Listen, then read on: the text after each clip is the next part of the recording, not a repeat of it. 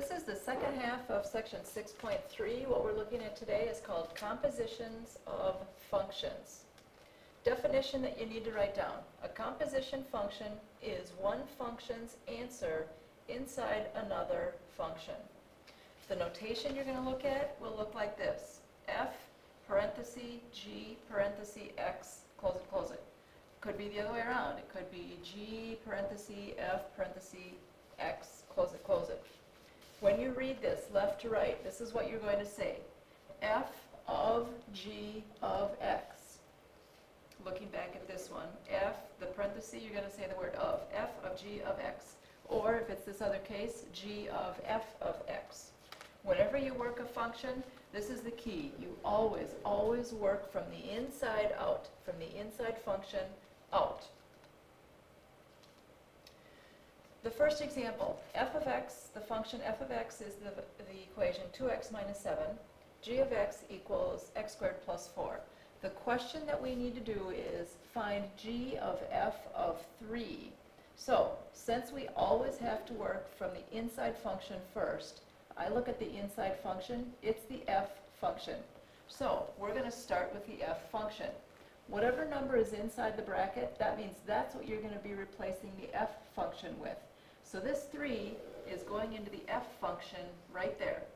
2 times 3 minus 7. 6 minus 7, negative 1. Now you take your negative 1 and it goes into the g function. So the g function will now be evaluated at negative 1. I need to put a negative 1 in the g function. Negative 1 squared plus 4, 5. So the value of g of f of 3 is 5. Next example. F of x equals 3x minus 4. G of x equals x squared minus 1. We need to find f of g at negative 3. Again, we always have to work from the inside out.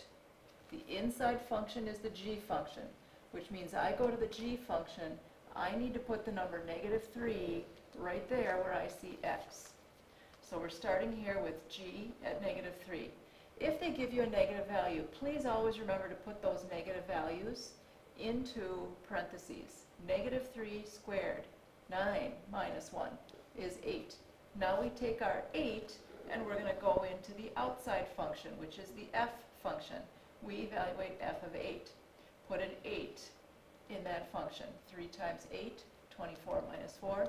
The answer is 20. My dog's name is Coco. Next one. F of x equals 6x to the minus 2. G of x equals 4x plus 5. We need to find f of g of x. Now notice how this one, they did not give us a particular number. So we're going to take the entire g function from the inside and put it into the f function. So we're going to be taking the f function and plugging in 4x plus 5. The f function looks like this, 6x to the negative 2, so this whole quantity has to go right there. 6 parenthesis 4x plus 5 raised to the negative 2. Keep it or flip it, this is a flip it. 6 stays where it's at, 4x plus 5 gets flipped, and it's 4x plus 5 squared. You can stop at that point. Find g of f of x. So now we're going to start with the f function on the inside and evaluate that function at g. Looks like this. G is on the outside. My f function is 6x to the minus 2.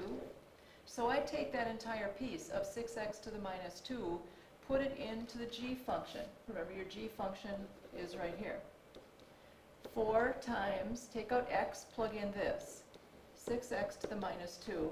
And then finish the g function with plus 5. 4 times 6x to the negative 2, 24x to the negative 2 plus 5.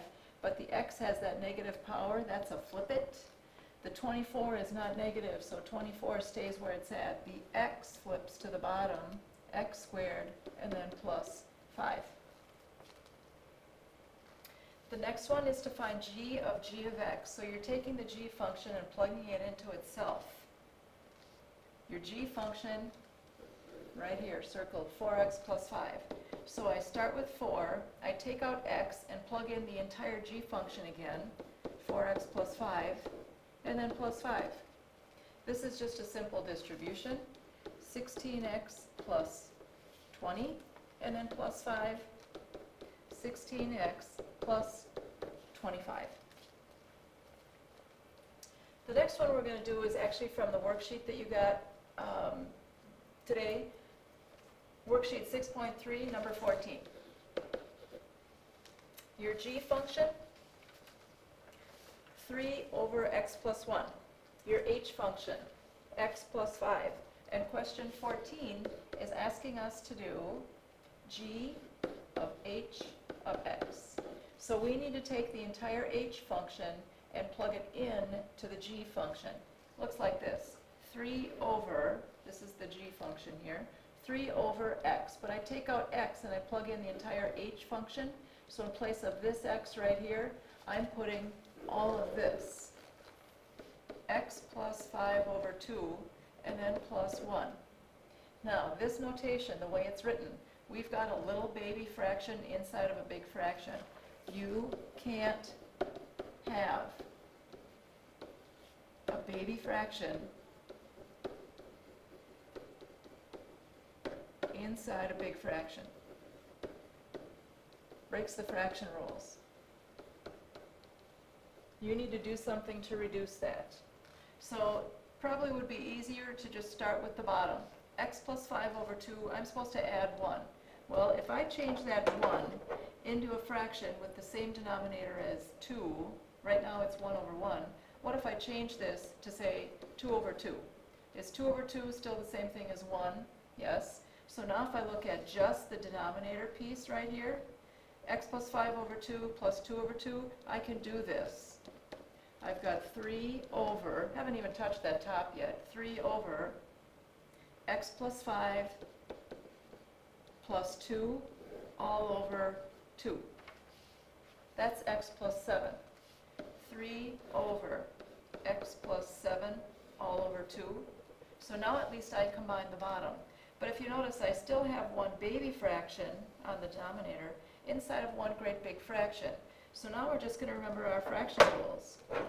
Dividing by a fraction is the same as multiplying by the reciprocal.